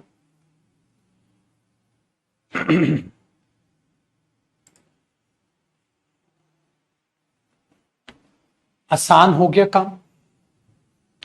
वही बात, हमेशा इस बात को अपने दिमाग में बैठा के चलो। मैंने कहा क्लियर है? समझे? तो हमारे माता पिता हों चाहे हमारे टीचर्स हों, मेरे दोस्त, हर एक माँ बाप ये सोचता है उसका बेटे कामयाब हो जाए या उसकी बिटिया कामयाब हो जाए। सपोज उसके दो बेटे हैं, एक बेटा खूब मेहनत करता है और एक बेटा बिल्कुल नकारा और निकम्मा है। माँ बाप तब भी यही दुआ करते हैं भगवान से, ए भगवान ये भी कामयाब हो जाए। लेकिन मेरे बच्चे, दिल ही दिल में उन्हें ये पता है, ये जब नकारा है, निकम्मा है, मेहनत ही नहीं करता, ये कामयाब कैसे होगा। उन माँ बाप को ये पता है, बट वो सच का सामना नहीं करना चाहते। वो हमेशा अवॉइड करते हैं और उसको समझाते रहेंगे, मेरे बच्चे पढ़ ले पढ़ ले पढ़ ले, क्या करेगा लाइफ में, कुछ नहीं बन पाएगा, कुछ नहीं बन पाएगा। फिर भी वो नहीं पढ़ता है। तो उस माँ बाप को सच पता है, उसका आने वाला फ्यूचर उनको दिख रहा है, इसका गड्ढे में जाना है फ्यूचर। उनको अपने दूसरे बेटे का फ्यूचर दिख रहा है, ये बनाएगा पक्का अपना फ्यूचर, क्योंकि मेहनत कर रहा है। और छोटे वाला जो दूसरा है, जो पढ़ता नहीं, वो बहाने देता रहता है, मेरा ये वीक है, मेरा ये वीक है, मैं ये नहीं कर पा रहा, ये नहीं कर पा रहा। उसके पास 100 बहाने हैं काम को ना करने के। मेहनत नहीं करेगा। ये नहीं कि 2 बार में समझ आ रहा है, 3 में आ रही हैं चीजें तो 3 बार समझ, 4 बार समझ, नहीं। 100 तरीके के अलग बहाने। अब अगर उस बंदे को 4 घंटे में पढ़ के सब कुछ समझ आ रहा है, तो तू क्यों जिद कर रहा है, तू भी 4 घंटे पढ़ के समझ लेगा। अरे तेरी कैपेसिटी नहीं है, तू 8 पढ़ना भाई, लेकिन समझ तो आएगा। लेकिन ये बात माँ बाप भी बेचारे या टीचर्स बेचारे समझा समझा के थक जाते हैं, बच्चा मानता नहीं है। ऐसा ही टीचर्स का होता है। हम सब दिल से यही सोचते हैं कि आप सबका सिलेक्शन हो जाए, लेकिन कड़वी सच्चाई हमें पता है, आप सबका नहीं होगा। मेरे बच्चे, कोचिंग पे तो लाखों स्टूडेंट है, वैकेंसी तो हजारों में है। फिर भी टीचर यही दुआ करता है, भगवान हर बच्चा पढ़ ले, हर बच्चा सीख जाए, डांटता है, फटकारता है, ठीक है, कि पढ़ लेगा, मेहनत कर लेगा। बट बच्चे, तुम फिर वही बहाने ठोकते हो, सर मेरा फला फला सब्जेक्ट वीक है, सर मेरा फला फला सब्जेक्ट वीक है। मैंने बोला स्ट्रॉन्ग करने के लिए क्या किया? कहता स्ट्रॉन्ग करने के लिए कुछ नहीं सर, पढ़ रहा हूं। अरे पढ़ तो वो होशियार बच्चा भी रहा है, जिसको एक ही बार में समझ आ रहा है। पढ़ तू भी रहा है, तो कोचिंग वो भी कर रहा है, कोचिंग तू भी कर रहा है। लेकिन मेरे दोस्त, एक्स्ट्रा एफर्ट्स क्या लगाए आपने? जब आप एक्स्ट्रा एफर्ट्स लगाने लग जाओगे, तो वो वीक सब्जेक्ट भी आपका स्ट्रांग हो जाएगा। अब ये हर टीचर पागल हो जाता है बात बोलते बोलते, लेकिन फिर भी नहीं समझता है बच्चा। क्यों? पता नहीं कहां ध्यान है उसका। तो एक बार शाम को अकेले बैठ के अपने आप से कुछ बातें करो, सर कहां जा रही है आपकी जिंदगी। आपको अपना आईना खुद भी नजर आ जाएगा। मां बाप को या टीचर्स को दिखाने की जरूरत नहीं पड़ेगी आपको कि कितने पानी में हो। आपको खुद भी समझ आ जाएगा क्या चाहते क्या हो आप। ध्यान से पढ़ भी नहीं रहे हो, रिवीजन भी नहीं कर रहे हो, क्या लग रहा है पेपर निकलेगा? नहीं निकलेगा ना। तो आज ही उस सच को क्यों नहीं खुद को बता रहे? किस चीज का इंतजार कर रहे हो? क्यों खुद को झूठ बोले जा रहे हो? क्यों खुद की लीपा पोती कर रहे हो? हाँ हो जाएगा, आहिस्ता आहिस्ता आ जाएगा, आ जाएगा। लीपा पोती है मेरे दोस्त ये। एक दिन पेपर आ जाएगा, पेपर दे के आएगा, फेल होगा, रोएगा पड़ा पड़ा घर पे, किसी से बात करने का मन नहीं करेगा, खुद से बात करने का मन नहीं करेगा, नहाने का मन नहीं करेगा, खाने का मन नहीं करेगा, शीशा देखने का मन नहीं करेगा, क्योंकि खुद से नजरें नहीं मिला पाओगे। बट लगा है हर कोई लीपा पोती लीपा पोती लीपा पोती लीपा पोती कर रहा है। क्लास कर रहा है, एक ही बार कर रहा है, नहीं कम समझ आ रहा है तब भी एक बार कर रहा है। बस उतना ही पढ़ रहा है जितना वो बच्चा पढ़ रहा है जिसको सारी चीजें एक बार में समझ आती है। उतनी देर तू पढ़ रहा है, एक्स्ट्रा एफर्ट जीरो है, फिर भी पता नहीं किस माहौल में जिए जा रहे हो। तो एक बार रुको, थोड़ा ठहर जा, अकेले में बैठ जा और खुद से सवाल कर, क्या वाकई में जिस रफ्तार से, जिस एफर्ट्स के साथ मैं चल रहा हूं, उससे सफलता मिलेगी सर, क्या नहीं मिलेगी? एक बार पूछो अपने आप से, कौन कौन सा सब्जेक्ट वीक है, लिख एक बार उसको, फिर बना अपनी एक प्लानिंग की कैसे इस पे मैं एक्स्ट्रा मेहनत करूंगा। क्योंकि टीचर्स वही हैं, उन्हीं टीचर्स से बन के, उन्हीं टीचर्स से पढ़ के कुछ स्टूडेंट्स हैं अपना भाई साहब वो ऑफिसर्स लगे पड़े। लेकिन यह भी तो सच है, उन्हीं टीचर्स से पढ़ के कुछ बच्चे हैं जो फेल होके भी घर बैठे। तो सोचो उस चीज को, अगर टीचर में दम नहीं होता तो फिर कुछ बच्चे क्यों ऑफिसर्स बन गए? सिलेक्शन तो उन्हीं में से ले गए, तो तू क्यों पिछड़ गया? क्योंकि तू उस लीपा पोती में लगा रहा, मेरा फला फला वीक है, फला फला वीक है। स्ट्रॉन्ग बनाने के लिए एक्स्ट्रा एफर्ट्स नहीं लिए, बस अपने अधिकारों को समझता चला गया। तेरा अधिकार है कोचिंग लेना, तेरा अधिकार है किताबें खरीदना, ठीक है, तेरा अधिकार है 2 टाइम की रोटी टाइम पे खाना, तेरा अधिकार है कपड़े खरीदना, तेरा अधिकार है बढ़िया फोन लेना, तेरा अधिकार है इंटरनेट रुकना नहीं चाहिए, तेरा अधिकार है विदाउट बफरिंग क्लास चलनी चाहिए, तेरा अधिकार है टाइम टू टाइम पीडीएफ मिलनी चाहिए। तुम्हें साला सारे अपने अधिकार याद है। एक दिन टीचर पीडीएफ में लेट हो जाए, नाक में दम कर दोगे पीडीएफ के लिए। और तुम्हारा क्या जो 100 दिन से नहीं पढ़ रहा तू? अपने जो फर्ज हैं वो याद नहीं है, हर एक अधिकार याद है। फोन का थोड़ा सा डेटा भाई साहब कम चाहे ज्यादा हो जाए, या भाई साहब रिचार्ज कराने में घर वाले लेट हो जाए, या फोन दिलाने में घर वाले लेट हो जाए, फोन ही नहीं है क्या पढ़ूं मैं? मेरे भाई ये बचपन नहीं है, 7वीं 8वीं 9वीं क्लास में नहीं खेल रहे हो तुम कि पढ़े पढ़े नहीं पढ़े नहीं पढ़े। कॉलेज नहीं है कि 10 ईयर पढ़ोगे पास हो जाओगे, चल कोई नहीं परसेंटेज कम आ गई। ये रियल लाइफ की दौड़ है, एक बार फेल साला फेल, पूरा करियर दाव पे लगा हुआ है आपके। तो चीजों को सटीक तरीके से सीरियसली पढ़ो, देखो क्या क्या वीक है, एक्स्ट्रा एफर्ट्स लगाओ, एक्स्ट्रा मेहनत करो। इस बात को अपने दिमाग में बैठा लेना। यूं ही नहीं मिलते तमन्नाओं के शहर, चलना भी पड़ता है मंजिल पाने के लिए, मेहनत लगती है मंजिल पाने के लिए, बैठे बिठाए सपने पूरे नहीं होते। उम्मीद है मेरी डांट फटकार आपके दिमाग में बैठी होगी, समझ आई होगी। यूं ही हंसते हंसते मेहनत करते रहो प्लीज, बट बी सीरियस। पढ़ो मजाक मस्ती में, लेकिन पढ़ाई के लिए हमेशा सीरियस रहो। जब भी पढ़ने बैठो मुस्कुराते हुए चेहरे से पढ़ने बैठो, क्योंकि मुस्कुराहट नहीं होगी तो कम समझ आएगा। खुशी खुशी पढ़ो, खुशी खुशी पढ़ो। पढ़ाई के अलावा कुछ नहीं जब तक लाइफ में कामयाब ना हो जाओ। ठीक है, इस बात को अपने दिमाग में बैठा लीजिए। चलिए बेटा, खुश रहें, आबाद रहें। अब आपसे मुलाकात होगी रात को 7:30 बजे, इसी मेहनत के साथ रात को 7:30 बजे अपनी वोकैब, ठीक है, यूट्यूब पर मिलेंगे। और आज वोकैब की क्लास नंबर 17 इसी जोश और उमंग के साथ लेंगे। और खुश रहो मेरे बच्चे, अपने माँ बाप की भी रिस्पेक्ट करो, अपनी मेहनत की भी रिस्पेक्ट करो। बहुत जल्द ऑफिसर्स बनना है आप लोगों को, तो उसके लिए प्लीज सीरियस रहो। ठीक है, चलिए बाय बाय, टेक केयर। शाम को मिलते हैं बेटा 7:30 बजे। जय।